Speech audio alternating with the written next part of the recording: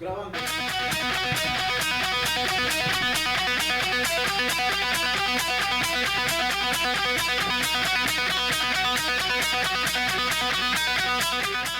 Bueno, aquí estamos otra vez, Elena, Hola, hola. Alfredo, hola Mónica. Hola, hola, amigos.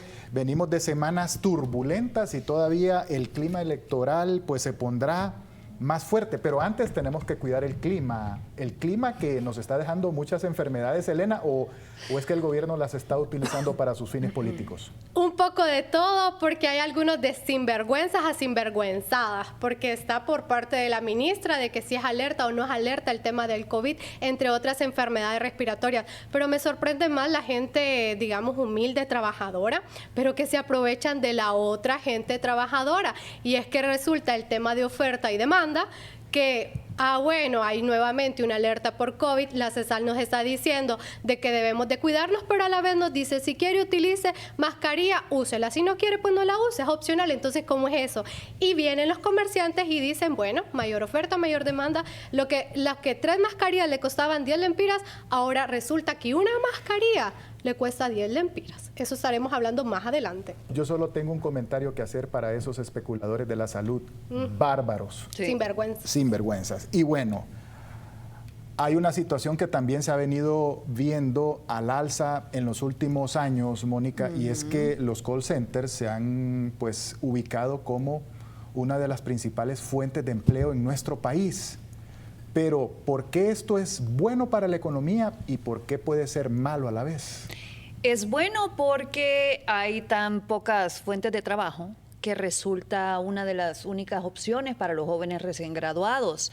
El problema es que estos jóvenes, una vez que comienzan a trabajar ahí y a ganar buen dinero, porque pagan bien, ese es a lo mayor a lo que aspiran, hasta ahí llegan. Y en los call centers hay un tope, hay un techo, y ya de ahí ya uno ya no puede subir más. Entonces, todos sus sueños y sus ambiciones quedaron truncados en un call center, porque no aspiraron a nada más. Esto más adelante ya con las cifras. Sí, hay que analizarlo, Sí. vale la pena analizarlo. Como que hay que analizar también, Alfredo, a los 3 candidatos presidenciales. Todavía no les escucho una propuesta que nos enganche.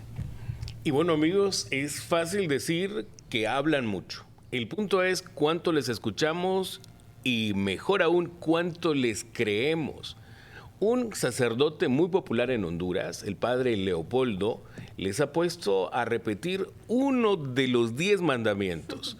Y usted me dirá, cuando los veamos y les escuchemos, ¿a cuál de ellos usted le cree realmente? Incluso repetir mecánicamente, humanamente, espiritualmente o maquiavélicamente un mandamiento bíblico. Hay que ponerlos a rezar un Padre Nuestro y el que titubee, descartado. Al que se le olvide, Descartado de la presidencia. baño con agua bendita. Por ahí vas a saber vos si es una buena persona o un mal cristiano. Y bueno, a propósito de malos cristianos, hay un augurio que nos ha llegado desde San Pedro Sula del alcalde sanpedrano, don Roberto Contreras, a la vez presidente del Consejo Central Ejecutivo del Partido Liberal. Ha acusado don Roberto Contreras que en nuestro país, por voluntad del coordinador de Libertad y Refundación, se está convirtiendo en una Melezuela. Una Venezuela al estilo de Mel. Una melezuela, Una melada venezolana. de Así. mel en peor. Qué terrible. ¿De mel en peor, Alfredo? De mel En en peor. peor. ¿O en peor? En peor. Es que hay de escalas a escalas. No, aunque Hay no me lo niveles, creas. para todo hay niveles. Pero bueno, antes de que le entremos a la discusión, pues debemos aclarar como siempre nuestro nombre, porque todavía hay algún ingenuo que se siente ofendido por la palabra verga. Pero esta la utilizaremos aquí en este programa para expresar sorpresa, protesta, disgusto o rechazo. Les guste o no les guste. Así que, Cafu.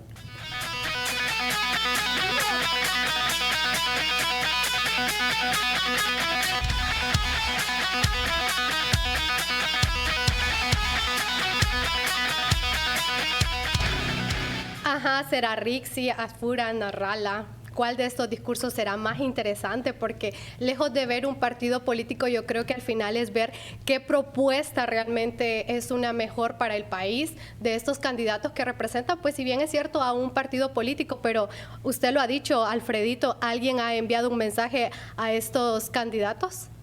Es una buena pregunta, ¿sabes? Y esto también nos hace reflexionar a los electores, a los más de 6 millones de catrachos que tendremos la oportunidad de poder escoger el futuro gobernante de los hondureños. Yo le pregunto a usted, ciudadano promedio, no al ratón de biblioteca ni al que pasa metido allí en el monitoreo noticioso cada día. Dígame dos propuestas serias de cada uno de los candidatos. ¿Dos? Vaya pues, una propuesta seria de cada uno de los candidatos. Una cosa es lo que puedan decir, algo que esté en su imaginario y que ya haya hecho mella en su poder de decisión eventual respecto de la propuesta de los que aspiran a gobernar nuestro país.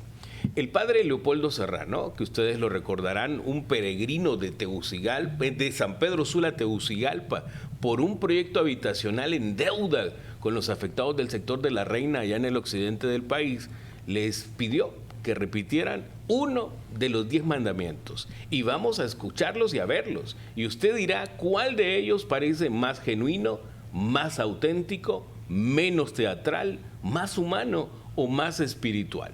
Veamos pues cómo dijeron uno de los 10 mandamientos los 3 candidatos presidenciales con posibilidades de asirse a la presidencia de la República. De niña aprendí para siempre los 10 mandamientos. No matarás. Nixi dice, No matarás. Tito Apura dice, No matarás. Tito Apura dice, No matarás. muchas gracias, bendiciones. Salvador Narrala dice, No matarás. Salvador Narrala dice, No matarás. gracias, paz y bien.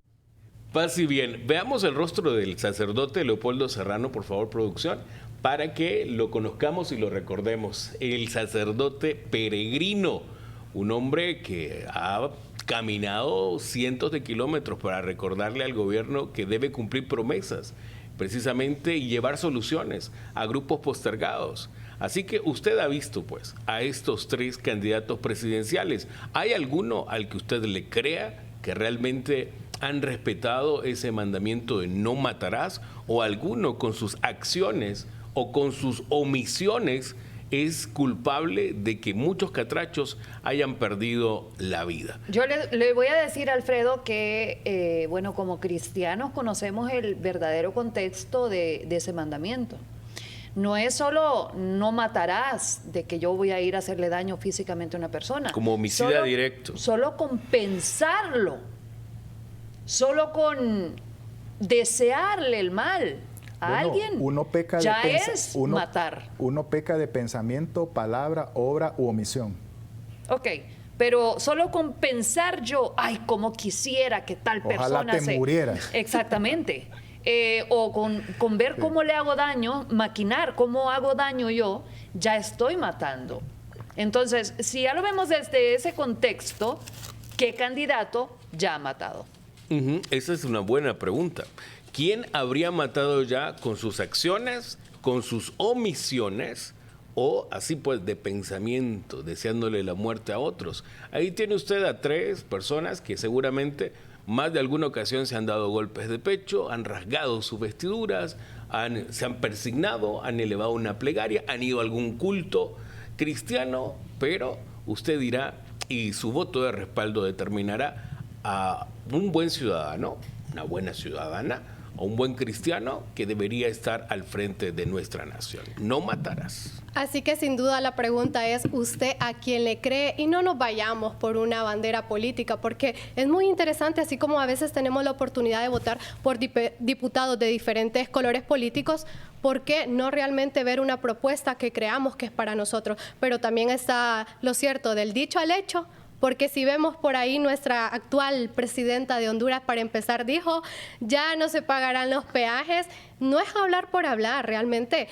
se necesita pagar peaje. ¿Por qué? Porque vea usted cómo está esta carretera CA5 y es justamente los impuestos donde se ven reflejados y porque es una empresa privada y no el gobierno el que la administra. Entonces, Mónica, no hay pueblo más macho que el pueblo catracho. Sí. Así que nosotros, si nos unimos, no nos dejamos en la calle. Cuéntenos usted más sobre esa aguerrida población que nosotros formamos. Es que se han creído la idea, se han formado una idea de que el hondureño, por ser pacífico, es una persona cómoda.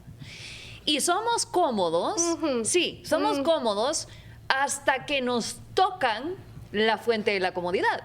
Porque si nos ponemos a pensar, vivir en democracia hace que vivamos tranquilos. Porque decimos, ¿cuánta gente no hemos escuchado que dice? Mientras yo pueda trabajar y pueda ganar para alimentar a mi familia y darles educación a mis hijos y salud, yo no pienso en política, a mí no me metan en eso. Un montón de personas. Exactamente. Y la democracia da a vivir de esa manera. Ahora, ya cuando nos quieren quitar a nosotros la fuente de nuestra tranquilidad y de nuestra comodidad, es donde ya decimos, no.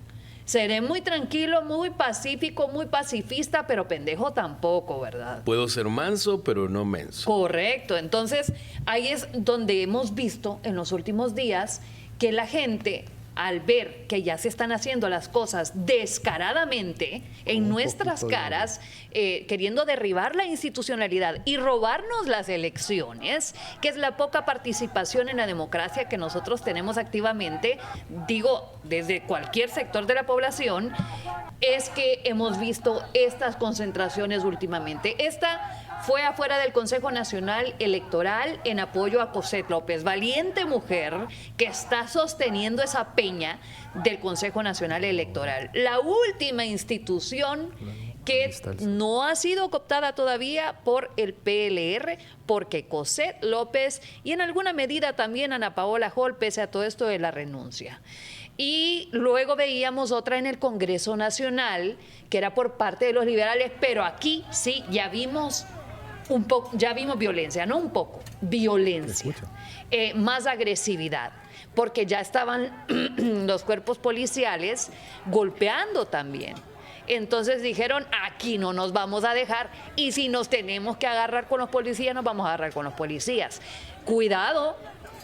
Ojo al PLR, porque esta generación ya no está dispuesta a dejar en el futuro de la patria en manos ni de políticos, ni de los militares para que nos resuelvan los problemas, ni de países que no sean el nuestro. O sea, que otro país venga a resolver nuestros problemas. No. Aquí somos nosotros. Entonces, las posibilidades son muchas. Hay que tener mucho cuidado, porque así como estaban hablando de armar colectivos, pónganse a pensar ustedes cuánto hondureño tiene arma en su casa. Es un verdadero peligro. Entonces, ahí es cuando esto del análisis de la guerra civil ya no parece tan descabellado, cuando nosotros vemos estas imágenes.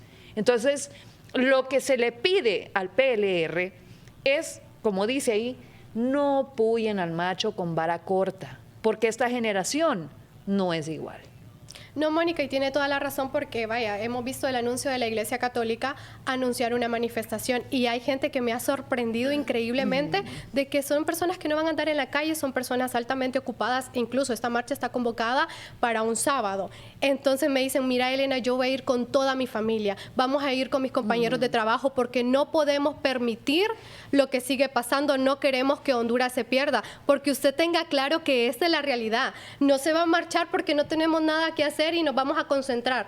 Estamos marchando porque queremos ser la voz, decirle a los que están de que no vengan a hacer lo que ellos quieran, porque hay un pueblo que realmente se preocupa por la democracia de su país, porque quiere salir a trabajar, porque mire, justamente en el cambio de gobierno muchas empresas cerraron, para bien o para mal cerraron, quedó mucha gente desempleada. Dígame usted cuánta generación de empleo ha generado este gobierno, apartando el sector público, porque obviamente lo que sí bien es cierto es que en las entidades públicas el relevo se da de un partido a otro partido, pero dígame, en la empresa privada, ellos cuánto han generado, cuánto apoyo han brindado a estos sectores, si a cada rato vemos manifestaciones hasta de los productores, porque ni siquiera tienen insumos, y todavía vienen de la SAC, de la Secretaría de Agricultura, y le dicen a los productores, si yo quiero te doy fertilizantes, si no quiero no te lo doy. Cómo ellos desde la cadena más humilde de los que producen en el campo van a generar empleo si el gobierno como tal no les está dando el apoyo. Sin duda alguna, eso es un hecho bastante lamentable que se está dando, pero asimismo el llamado que está haciendo también la clase política, y me refiero a Roberto Contreras, Rodrigo Javier, es que le está diciendo al partido, a su propio Partido Liberal y asimismo al Partido Nacional, unámonos, porque si no es bajo una alianza, no justamente para una alianza política como ocurrió en aquel momento en el PSH y Libre, sino una alianza para que realmente hayan elecciones, porque si bien es cierto, las elecciones están en riesgo. Bueno, todos conocemos quién es don Roberto Contreras, ¿verdad? El Pollo Contreras. Es un luchador, es un empresario, emprendedor, luchador, que se ha forjado así solo y por lo tanto ha tenido que bregar contra muchas situaciones en la vida, contra competencias a nivel empresarial y también contra competidores en el campo político. Se ha hecho un espacio en el Partido Liberal, ganó la presidencia del Consejo Central Ejecutivo. Ya sabemos que don Roberto es toro fuegazo, ¿verdad? Es lo que decimos un mecha corta en la política, que don Roberto reacciona a cualquier cosa. Si pues hay que buscar una declaración sobre algún tema político, él está disponible. Pero de cuando en cuando don Roberto pues tiene chispazos de cordura y chispazos de pensador político. Aún en sus momentos de tribulación, pues don Roberto la vez pasada le recomendó a los candidatos don Narria Furi y Salvador Narrala sentarse a platicar, y no a platicar cosas triviales, no chistes, no chismes, no sobre novelas, no sobre partidos de fútbol, sino sobre asuntos serios. Deberían de ir contemplando, según don Roberto, los líderes de los partidos políticos, una posible unión de cara a las elecciones generales. No se ha escuchado todavía un pronunciamiento oficial de ambos candidatos. Dicen, echan balones fuera, dicen que no se puede. Si no soy yo el candidato presidencial, pues no me interesa. Pero bueno, vale la pena escuchar a don Roberto con su propuesta, como también ha definido hacia dónde va Honduras. Ha acuñado un nuevo término, don Roberto, el término Melezuela. Escuchémoslo. Grave, definitivamente grave. Estamos camino a una Melezuela. Y es por primera vez que se usa el término Melezuela, que es la copia de una Venezuela que es una fábrica de pobres, una fábrica de frustrados, y es el lugar donde pretenden bordar la banda presidencial que les quieren imponer a Rixi en un proceso electoral fraudulento. Sobre esto de Melezuela, va a haber mucha gente que va a decir, no le den tanta importancia a Mel, si Mel no es un genio, no es tan inteligente, no se las sabe todas. El problema es que los sinvergüenzas, las personas sin escrúpulos, las personas que actúan al margen de la ley, son los que menos miedo tienen para entrar en política. Entonces, los buenos se abstienen de entrar en política y este tipo de persona es la que avanza más rápido porque está actuando fuera del marco de la ley y es la persona que tiende, como no tiene escrúpulos, a avanzar más en política. ¿Por qué los malos terminan triunfando al final del día? Bueno, pues sí. Porque los buenos no hacemos nada. Pues sí, porque pero entonces eso es lo que se dice de Mel, no le den tanta importancia, en realidad no es un genio, no, bueno, es que no es que sea un genio. No le han dado importancia y mira dónde nos tiene. Exacto. Nos tiene con la mano aquí, ¿ve? Nos está asfixiando a todo un país porque ese país no le cumple los caprichos que él desea. Así nos tiene Mel. Ahogados. Nos tiene ahorcados. Entonces, dejo la pregunta. ¿Usted en algún momento vio la faceta del señor Manuel Zelaya Rosales como un trabajador, un luchador, una persona que trabajó la tierra o escribía? ¿Qué tipo de trabajo tiene o ha tenido el señor Manuel Zelaya? Es una pregunta que nos hacemos.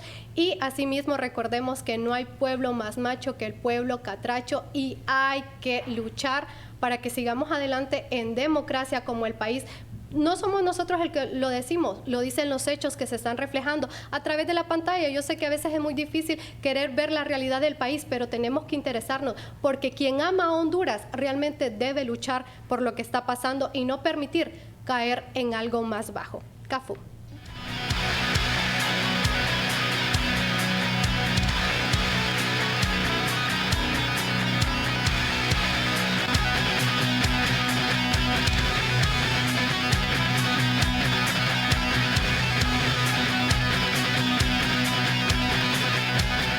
Bueno, Elena, don Roberto Contreras dijo que nuestro país puede convertirse en una Melezuela, pero ¿les están cortando esto a nuestros jóvenes? Es la pregunta que yo me hago. ¿Será que nos informamos muy bien a través de las plataformas digitales? Porque hoy la juventud no es que se va a sentar en un televisor a ver algún medio de comunicación nacional, qué es lo que está pasando. La realidad es que nos estamos informando a través de las plataformas digitales, a través de pequeños cortes que se dan, pero no lo niego, hay cortes que también pueden ser manipulados a conveniencia de uno u otro. Todo depende de muchos aspectos. Entonces, realmente la información que a veces nos llega a través de un teléfono celular puede ser viable, puede no ser viable, así que lo mejor de todo siempre es leer, y leer sin sesgo, realmente ser objetivo con lo que uno está leyendo, y más entonces conocer la historia. Pero vea esta fotografía en pantalla, que es lo que nos refleja una amistad entre Nicolás Maduro y asimismo el señor expresidente hondureño, esposo de la mandataria hondureña Xiomara Castro de Zelaya, y esta foto pues se adjuntó junto con un escrito del Foro de Madrid, donde ellos en su primer párrafo dicen: los esposos Zelaya han decidido acelerar su plan de convertir a Honduras en una tiranía como las de Cuba, Venezuela y Nicaragua. Sabotean un proceso electoral, no quieren que haya supervisión en el proceso de transmisión de datos que realizará una empresa Smartmatic, empresa que altamente está cuestionada a nivel internacional. Llaman a la violencia, anunciaron el despliegue de 30,000 colectivos idénticos a los de Venezuela, organizados, preparados, entrenados, desplegados en cada rincón del país. Fíjense que a través precisamente de la información que a veces se da a través de las redes, porque no todos tenemos el acceso de conocer la información por nuestros funcionarios públicos, si bien es cierto, se ha dado diversas denuncias donde se dice: se suspendió del cargo justamente en el tema del Registro Nacional de las Personas. Recientemente se dio a conocer que una persona de esta entidad fue suspendida por presuntamente agregar al censo hondureño a personas de Nicaragua para que ellos puedan participar en el proceso electoral. ¿Será cierto? ¿No será cierto lo que está pasando? Pero déjenme decirles, yo he escuchado cuando a veces mencionan y dicen: pero tu referencia es un político venezolano. Discúlpenme, pero un político venezolano me está diciendo lo que pasó en su país y por lo mismo te está advirtiendo. ¿Qué me decía uno de ellos? Elena, las universidades en Honduras hoy son ruinas, destruidas. ¿Por qué? Porque este sistema no quiere personas pensantes. Aquel que piensa diferente a lo que están en el poder son, como se les dice, echados. Sobre $5 gana un docente en Venezuela y por ello no recorren. Muchos de ellos siendo doctores, siendo especialistas. Pero, ¿qué está pasando? Realmente conocemos cómo funciona este sistema. Realmente, quienes son hoy gobiernos, ellos se encargan de, si bien, administrar un Estado. Pero, ¿cuáles son los recursos? Los recursos son públicos, son nuestros impuestos. Y cuando nos dejan sin impuestos, cuando las empresas se van, ¿cómo sobreviven? Está aquel llamado que dice, ¿cómo? Exprópiese. Sí, ¿será? Sí. Entonces, entendamos cómo funciona un sistema. Pero también me hacían otra reflexión. Elena, ¿no te imaginas en España cómo son los hospitales públicos? ¿Son mejores que un hospital privado aquí en Tegucigalpa? Me decían así. No, en serio. Mira, me dice, yo viajé de vacaciones, pero embarazada. Tuve una emergencia, fui al materno infantil y eso era mejor que un hospital privado, aquí en Honduras. ¿Sabe qué siento yo? Que nuestros jóvenes están abriendo los ojos, los empezaron a abrir el 9 de marzo. Y quiero creerlo que así es, que no solo realmente vemos tonterías, porque así como vemos libertinaje en algunos aspectos, también podemos tener la capacidad de crear una mejor Honduras, transformar, ser una nueva generación de jóvenes pensantes, pero que no nos manipulen. ¿Saben qué? Ser joven y no ser revolucionario es hasta una contradicción. Alfredo, yo sé que usted ha escuchado eso, ¿sí? Claro. Bueno, no me acuerdo Es el ahorita espíritu de quién esa lo dijo. juventud. Correcto, sí, de que me quiero revelar a este. Y casualmente Yo le entro, a dicen los estos hipotes. jóvenes les ha tocado una revolución contra quienes están actualmente en el gobierno, que resulta ser que se han hecho llamar los revolucionarios eternos. Pero como están actualmente en el gobierno, los jóvenes están viendo lo que está pasando, no les gusta y son revolucionarios, entonces tienen sus propias ideas de lo que debería de ser un verdadero cambio. No ha tocado para estos jóvenes, por ejemplo, ser revolucionario cuando está la derecha o cuando está el centro, sino que en estos momentos donde están dando una probada, el socialismo del siglo XXI. Entonces, a eso se van a revelar, eso es lo que van a cuestionar. Y ha trabajado en beneficio nuestro el que nos hayan dado una cucharadita de lo que podría ser. Bueno, como también sabes que no solamente hay que cuestionar el papel de nuestros políticos y hacia dónde nos llevan sus deseos más bajos, sus instintos más bajos. También hay que cuestionar el rol de nuestros funcionarios de Verde Olivo, Alfredo, porque las Fuerzas Armadas son funcionarios públicos armados, autorizados por la Constitución. ¿Quiénes les pagan sus sueldos y sus salarios a nuestros soldados, a nuestra clase, a nuestra oficialidad y a la cúpula? Los contribuyentes hondureños. ¿Por qué debemos hacer comparaciones o, como digo yo, pongámonos en espejos? Miremos lo que estamos haciendo acá y miremos algo que está pasando afuera. Los espejos son buenos si los ejemplos nos motivan a actuar. Hay que procurar cambios disruptivos y no solamente interrupciones. Disruptivo significa algo que se corta y no continúa. Si interrumpimos algo, se corta, se detiene, pero sigue después. Así que lo mejor son las disrupciones para que realmente lo que tenga que terminar, termine. Amigos, estamos a 4 meses de los próximos comicios. El diluvio, 40 días, 40 noches. Nosotros enfrentaremos 3 veces ese diluvio con las tempestades que se avecinan para Honduras en los próximos 4 meses. Tenemos que prepararnos para verdaderas tempestades, porque el PLR, amigos, no pretende que una disrupción lo saque del mapa político.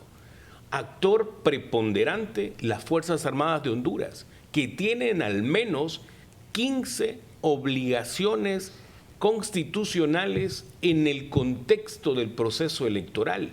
Una cosa es que don Roosevelt Hernández diga que pasarán a disposición, mas no a la orden del Consejo Nacional Electoral.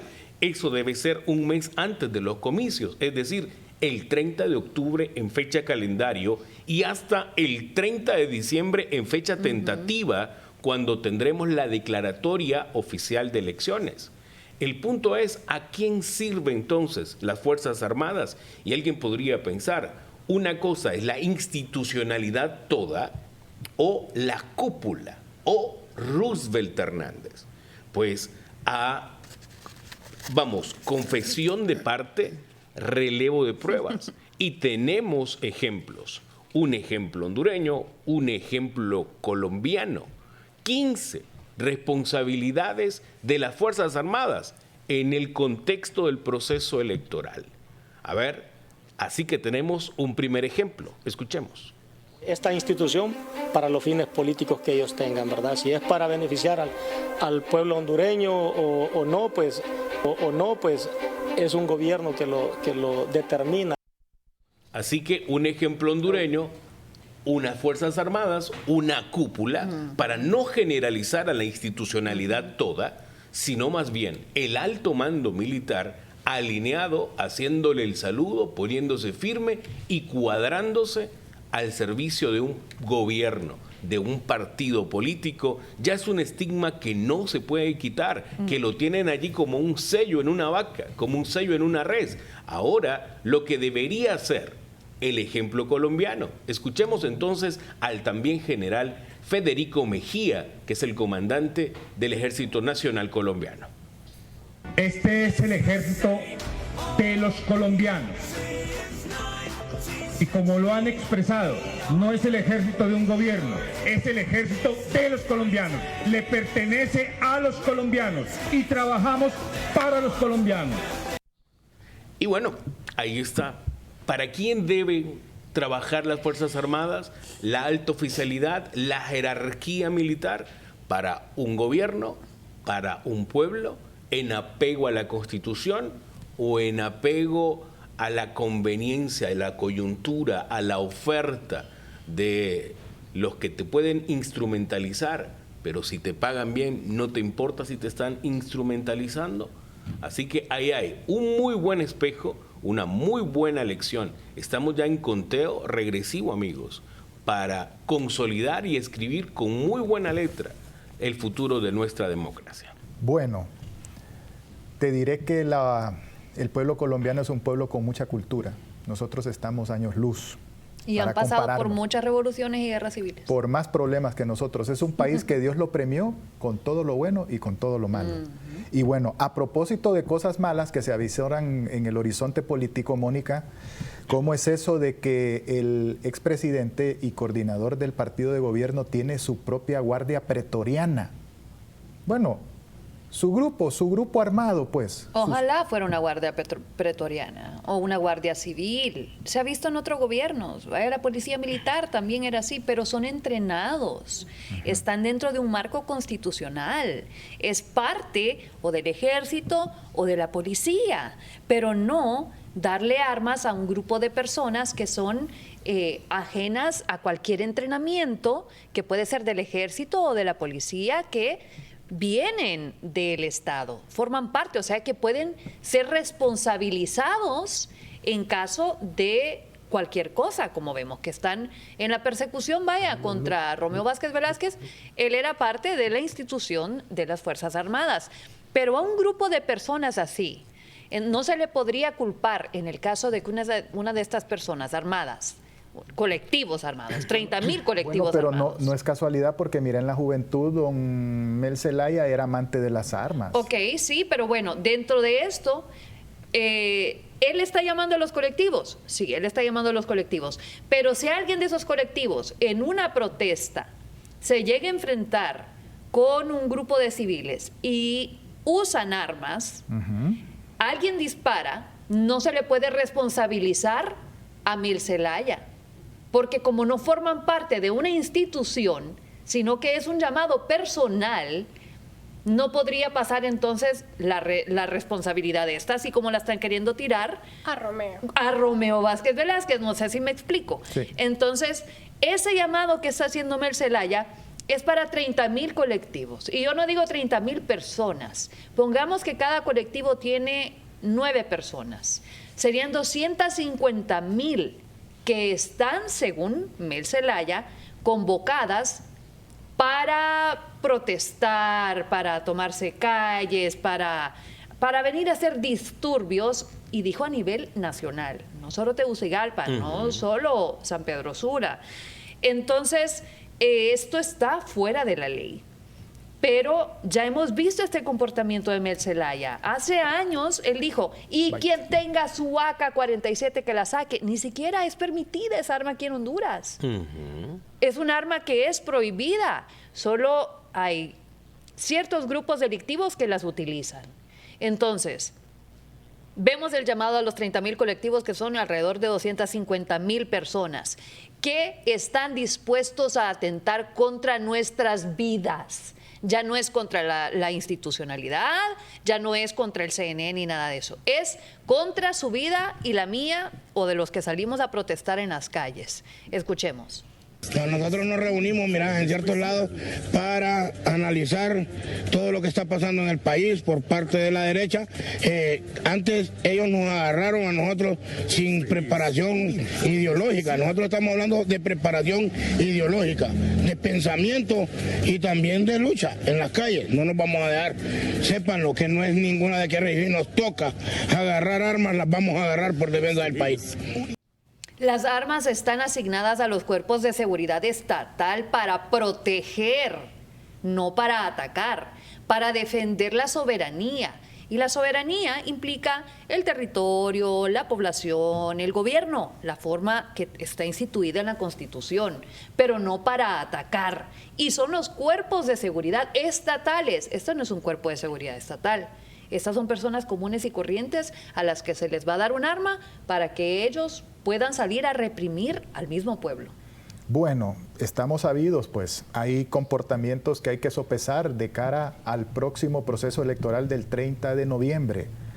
Actitudes amenazantes del coordinador del partido de gobierno, también posiciones muy duras y muy en contra de la población hondureña del jefe del Estado Mayor Conjunto de las Fuerzas Armadas, así como voluntades del partido de gobierno de querernos llevar hacia un sistema como Cuba y Venezuela. Por ello, estas actitudes, como dice la propia Presidente, prohibido olvidarlas. Así que, CAFU.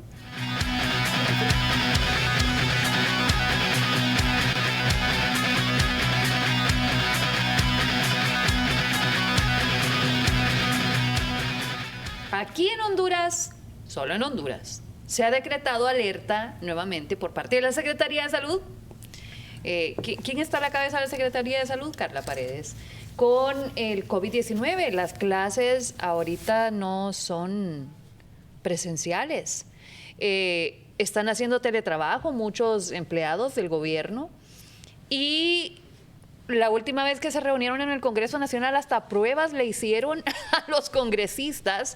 No hay pruebas en los hospitales públicos, pero había pruebas para hacerle a todos los congresistas solo para poner más obstáculos para sesionar. Entonces, todo esto apunta a que es más una estrategia que quiere alcanzar otro fin, a que en realidad hay una alerta sanitaria por COVID-19. Porque hasta los expertos han dicho, no hay un problema tan grande como para mandar a la gente a hacer teletrabajo. Elena, ¿de qué se trata? Pues sí, nuevamente la señora ministra de Salud, Carla Paredes, pues sorprende con sus declaraciones, porque para empezar, pues ella sí es médico, ¿verdad? Ella sí es médico, tenemos claro eso, de que tiene el título. Se supone. Entonces viene al inicio de sus declaraciones, dice, bueno, para bajar el cerco de contagio hay que reposar 3 días. Discúlpeme, pero ni yo soy médico, pero tengo claro que para apaciguar los contagios por COVID-19 son 7 días de aislamiento entre las personas, entre un grupo de personas. Y viene ella y dice, 2 más 2, 4 suficiente. Y que los hipotes se alborotan. Y la mascarilla es opcional. Y que si quiero me pongo la mascarilla y si no quiero no me la pongo. Ajá. Y como todo lo que significa este gobierno, a quien piensa diferente, ¿cómo es que le dice? Vean ustedes las declaraciones. Ignorantes. Solo tengo una frase. Ignorantes. La mejor forma es mándelos a descansar 2 días más. El sábado y el domingo tiene 4. Ya cortó la cadena de contagio. Exactamente igual en las escuelas. Los niños viven abrazados entre ellos. Allí no hay distanciamiento que valga. La única manera es aléjelos un tiempo mientras el foco se controla. Así que el que diga que no es necesario, yo solo digo ignorantes. También que se mezcla esto, doctora, con que es una cuestión política, ¿verdad? Sí, muchos lo han catalogado así. Esos ya son imbéciles. Así de simple.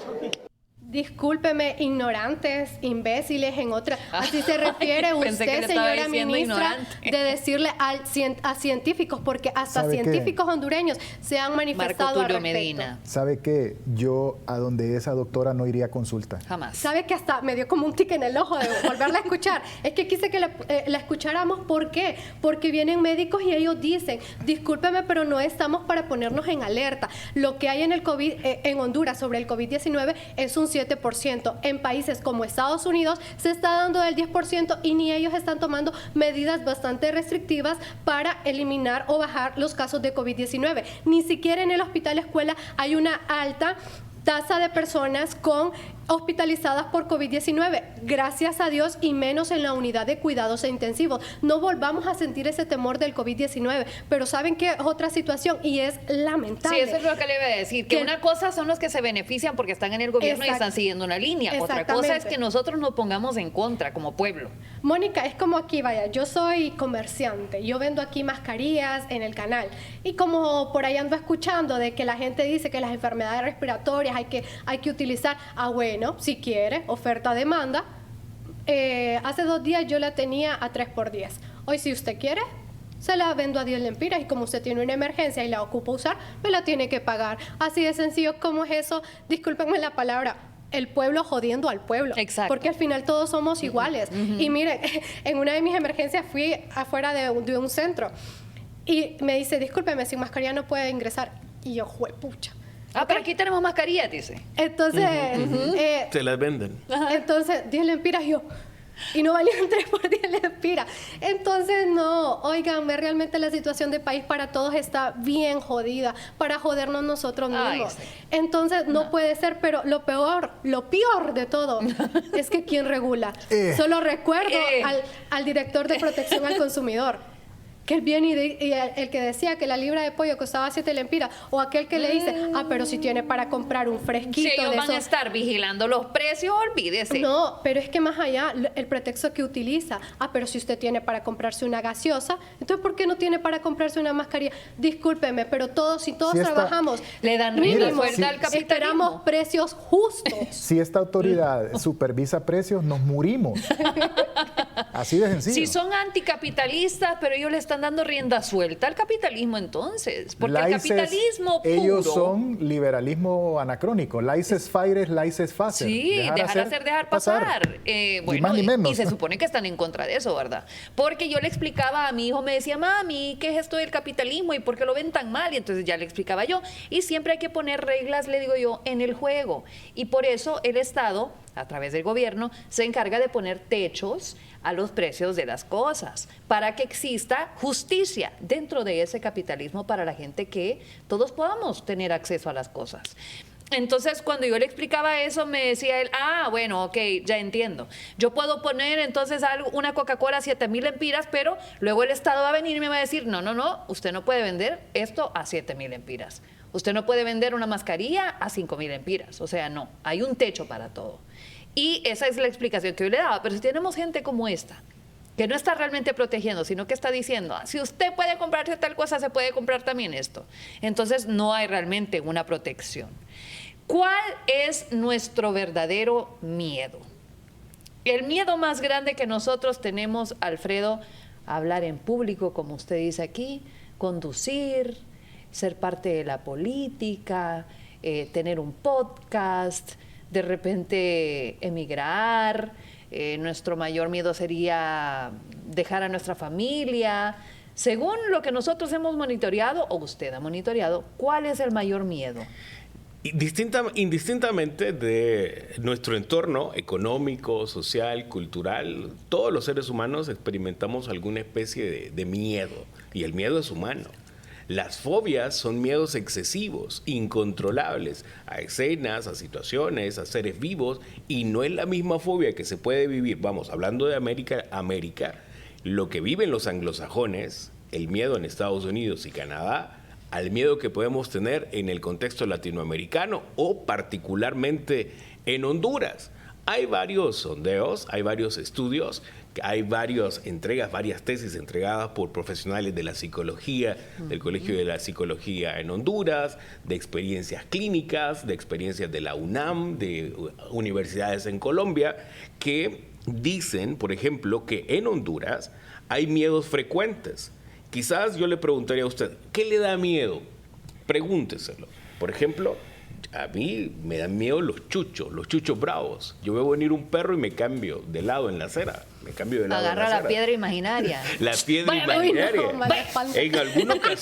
En alguna ocasión un taxista tuvo que poner su coche para que yo pudiese caminar frente a unos chuchos, porque yo estaba paralizado. Y él me dijo, camine despacito. Y me fue protegiendo cual escudo con su taxi. Amigos, y sí, en Honduras hay unas 3 o 4 fobias más comunes. Una, y suele pasar, y nos pasa mucho a los periodistas, cuando vamos a hacer sondeos a universidades o a hacer sondeos a escuelas o colegios, y es que nadie quiere hablar. Siempre hay uno, pero la mayoría no quieren. A veces yo mando algunos equipos a la UNA y dicen, es que los hipotes no quieren hablar, los muchachos no quieren hablar. Y sí, una de las fobias es la antropofobia, y es decir, a hablar en público. A veces arrastramos temores de cómo nos fue en el bullying escolar o el temor a hacer el ridículo. Esa es una de las principales. Anaxofobia es la segunda y tiene que ver con el miedo a conducir en ciudades como las nuestras por la calamidad en la red vial por la cantidad de baches, y algunos dirán, es que yo tengo miedo porque no quiero que me vaya a salir un motociclista medio loco, le tengo miedo a eso. También está la claustrofobia. Uy. Y es algo que a mí sí me pasa, y es que jamás me subo a un autobús, especialmente porque va lleno. Y número 2, por la inseguridad. Por la inseguridad que también puede dar. Yo sé que muchos de ustedes prefieren caminar a tomar un taxi o a tomar un autobús o a conducir precisamente en una ciudad caótica. ¿Sabes qué está pasando? Que las mujeres se están endeudando y por eso aparecen en motos, en motocicletas. Hay un montón de motociclistas femeninas. Sí, hay muchas motociclistas femeninas y algunas no usan motocicletas diseñadas para damas. Sino... Y es que hay motocicletas diseñadas para damas. Sí, las de bajo cilindraje. Hay motocicletas diseñadas para damas. Por la fuerza y por la fuerza y la construcción de la moto. Pero yo tengo una prima que es campeona de motocross y ella es una persona de baja estatura. Chaparrita, y las motos siempre le han quedado bien grandes, pero ella encuentra el impulso o le ponen una banquita, se sube y en lo que agarró velocidad ya nadie la detiene. Sí, suele pasar. Y bueno, una de las últimas es la peniafobia, y es cuando tienes miedo a encarar situaciones de pobreza, cuando la plata no te ajusta. Así que ubíquese usted en alguna de ellas, quizá no sea un temor. ¿Cuál es la fobia de falta de dinero? La peniafobia. Pucha, ni por ser Yo creo que todos padecemos de peniafobia. Es la pregunta que le iba a decir. Que tiene que ver con lo del pecunio, con lo del patrimonio. A no tener los lempiras, los euros o los dólares o los centavos para poder cumplir con esas situaciones. ¿Tenés alguna fobia, Elena de Cruz? Ya sabía que venía la pregunta. Tenía antes, ahora pues gracias a Dios. A ver, vamos, confiésalo. Pues para empezar no me imaginaba ser periodista porque temblaba a la hora de... ¿Tenías antropofobia? Sí, de cuando nos tocaba exponer en el colegio. Yo, hola, buenas tardes, ni siquiera miraba a mis compañeros, entonces... ¿Alguna fobia, RJ? Yo creo que hoy descubrí el término de la falta de plata. Quedarte sin pisto. Peniafobia, ¿verdad? Sí. Yo diría que ya la superé. Es que como uno se tiene que enfrentar a esas cosas, pero sí recuerdo la primera vez que me dejó Héctor Ordóñez sola en una emisión de Abriendo Brecha. Y todavía no se la perdona. Y yo no se la perdono. Ok, y yo veía en el previo que estaba la imagen de la torre así y que yo ya iba a comenzar, no me lo van a creer, pero lo que me pasó es que yo como que me salí de mi cuerpo y me estaba viendo desde arriba. ¡Santo cuando cielo! Comencé a dar toda la bienvenida. Es que eso es lo que pasa, amigos. Qué adrenalina las fobias la son que eso. sintió. Son medios así que no puedes controlar. Y estaba repitiendo todo lo que Héctor Ordóñez decía, y porque ya me lo había memorizado, básicamente, porque yo dije, me va a tocar algún día. Y me estaba viendo desde arriba, y cuando regresé a mi cuerpo, le escribo a mi mamá y le digo, mami, ¿qué pasó? Y me dice, lo hiciste muy bien. Y dije yo, automáticamente, pero ya lo superé. Ya lo superaste. Ya muy pasó. bien. Eso era una especie de antropofobia, pues, cuando te da miedo eso de saber que estás hablando ante multitudes. ¿Sí? A lo que no le tiene miedo la gente es a enfrentarse contra cualquier cantidad de dinero cuando se trata de proteger a una persona que en algún momento nos defendió y defendió la patria. Dicen en las entrevistas, a mí por mucho que me ofrezcan, yo jamás daría la dirección de dónde está el general Romeo Vázquez Velázquez. Suben la recompensa ahora, ¿cuánto, Rodrigo? A 15 millones, pero el pueblo hondureño ni por todo el oro del mundo va a entregar a su héroe nacional del 2009. Y si no, veamos pues este distinguido cuadro de honor que tanto le encanta a la Secretaría, que tanto le encanta a la Secretaría de Seguridad actualizar, pero le van subiendo la valía al general Vázquez Velázquez y aún así el pueblo pues no le emociona nada esos ceros que le van sumando a esta cuenta. Ahora se afirma que hay oficiales activos y retirados cuidando a don Romeo Vázquez, cuidando su entorno y cuidándolo desde la propia institución castrense. Oficiales de alto rango que le son más leales al general retirado que al actual jefe del Estado Mayor Conjunto. Cosa veré de Sancho, amigo. No, y sabe que justamente tras esta publicación comentábamos con mi grupo y me decían, admiro a quien le hace cámara a Romeo Vázquez Velázquez, porque ni por toda esa cantidad que ve ahí, viene y dice, zarpo de aquí y voy y digo dónde está. Me sorprende esa persona que está, que no se compra con nada. Le puedo decir una cosa, pudiera ser un coronel o pudiera ser un capitán del ejército y en activo, porque hay muchos mensajes en redes sociales que afirman, bueno, a él lo cuidan tenientes coroneles, lo están cuidando también capitanes, y entonces hasta uno lee, dicen. escucha, ve cosas en las redes sociales y dice, algunas serán verdad, otras serán mentira, hay que ponerlo todo en un contexto, pongámonos a la mitad del camino, y pues sí, el general Vázquez Velázquez, lo cierto es que tiene oficiales muy leales a su causa, retirados que están cerca de él, y leales a su causa que todavía están en la institución castrense. Y por ello es que puede todavía mantenerse tranquilamente en la clandestinidad, luchando contra este régimen que sí es opresor. Y mientras tanto, pueblo, no se ponga contra el mismo pueblo, hombre. No, deje de estar asaltando gente que vive en su misma colonia, en su mismo barrio.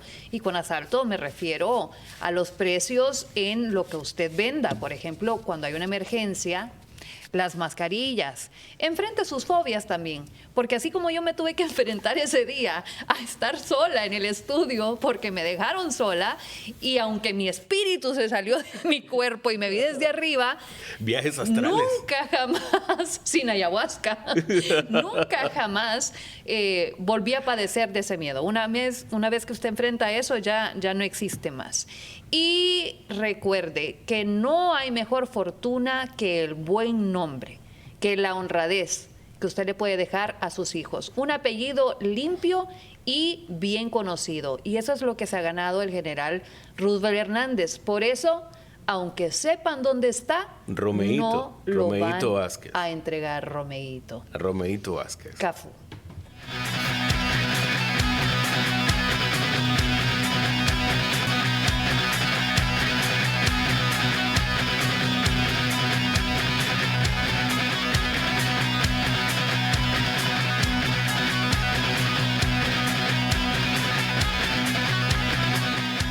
Oportunidades laborales. Muchos buscan empleo y hay muchas personas que francamente tienen mucha idoneidad, mucha capacidad, muchas habilidades, muchas competencias y valores, sobre todo valores como seres humanos para obtener una oportunidad laboral.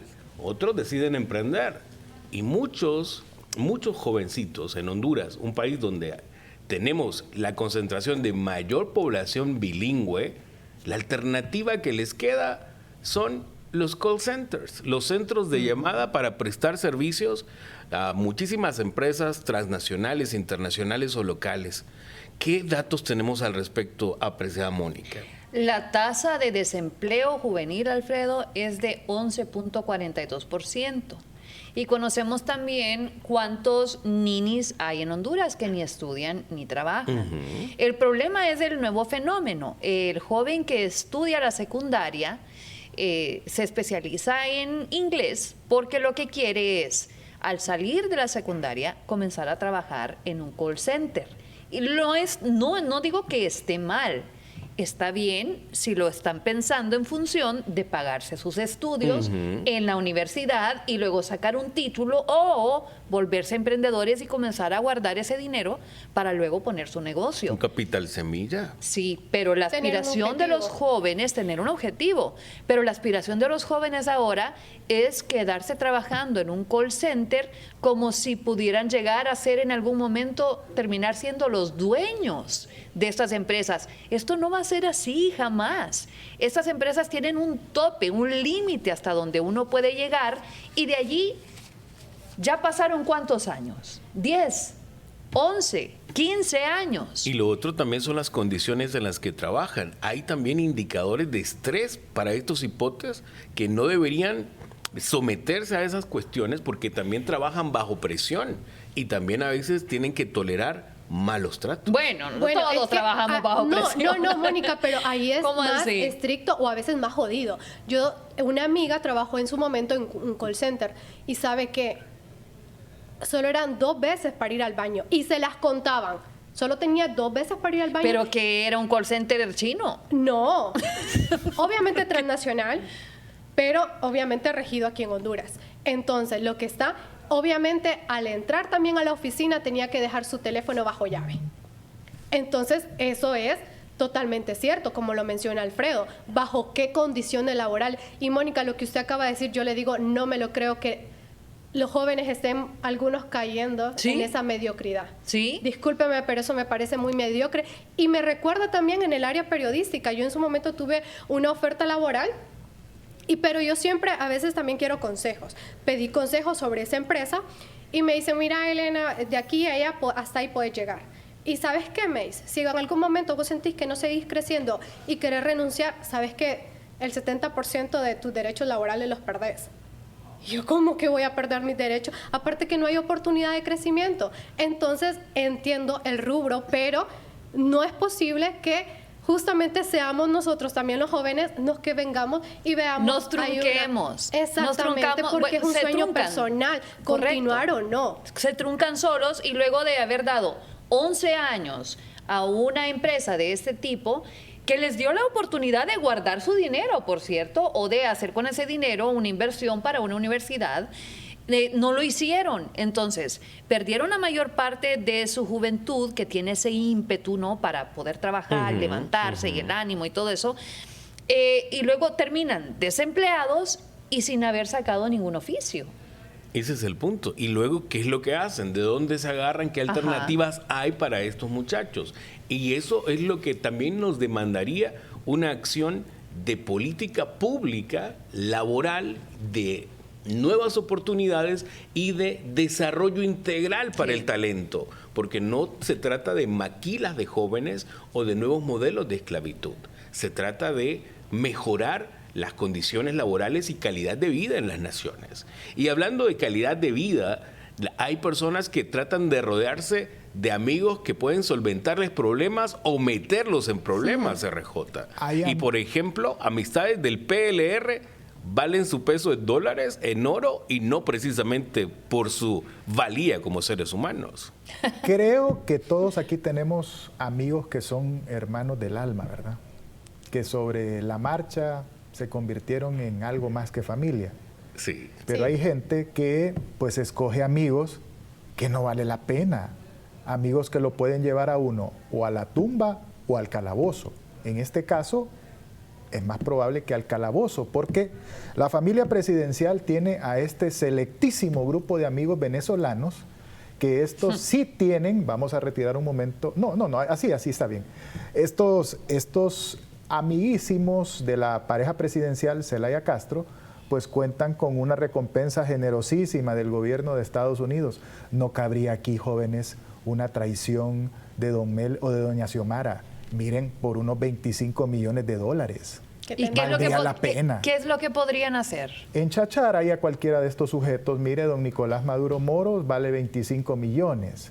De ahí don Diosdado Cabello Rondón vale otros 25 millones. Y bueno, ya en ganga, en una ofertita así de llévelo, en paquete, llévelo 2 por 1. Sí. Llévelo en combo, pues ahí está don Vladimir Padrino López por 15 millones. Que lo metieron en el combo. No son despreciables estos 15 millones. Con los que se toman fotografías la gente de acá. Supongo que esto es para la misma gente en Venezuela que vaya, por ejemplo, a las Fuerzas Armadas. La gente que esté en desacuerdo en las Fuerzas Armadas. O los oportunistas dentro de las Fuerzas Armadas, porque resulta ser que uno cría cuervos y le sacan los ojos. Así es. Entonces, lo más probable es que la misma gente a la que ellos han estado facilitándole la vida y dándole todas estas oportunidades, sean los que lo entreguen. Yo solo les digo una cosa.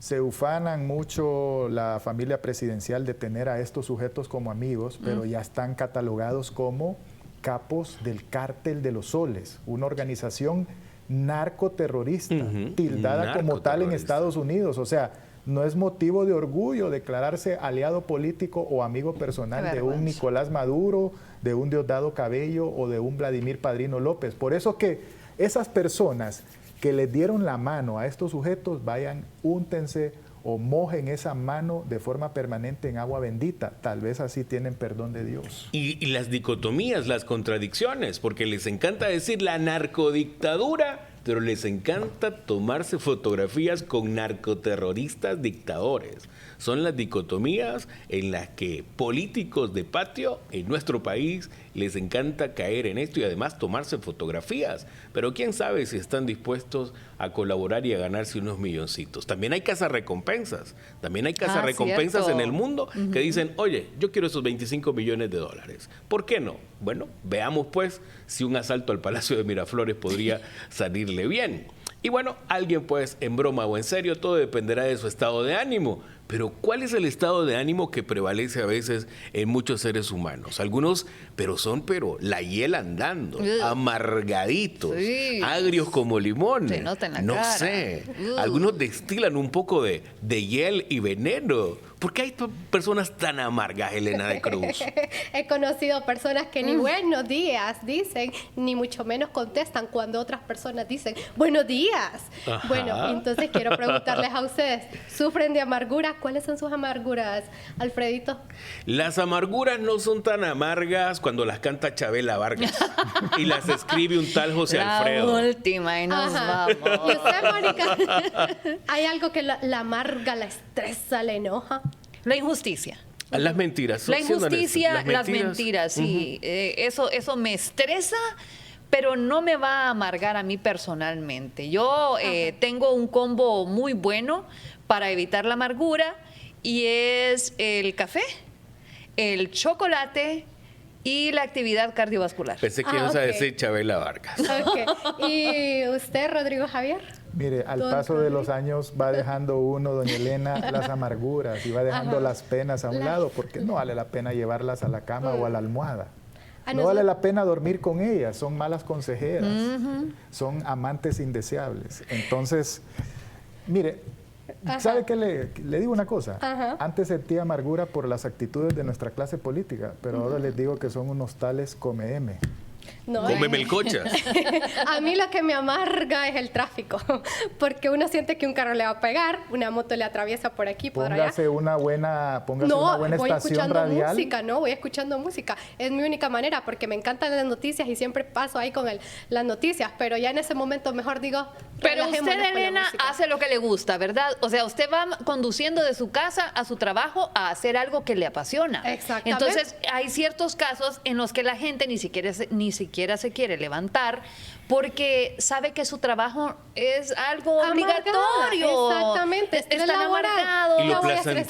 ¿Y lo placentero y lo sexual tiene que ver con eso? Ay, veamos este interesante videíto. Yo a toda esa gente lo único que le puedo decir es que es una gente amargada, frustrada, una gente mal cogida. Yo así les digo a la gente que es así, son gente mal cogida, porque no las cogen como deberían de cogerlas. Y por esa razón, pues siempre andan enojadas, güey. Y todo les parece. Entonces, ¿cómo mira a mi hijo que anda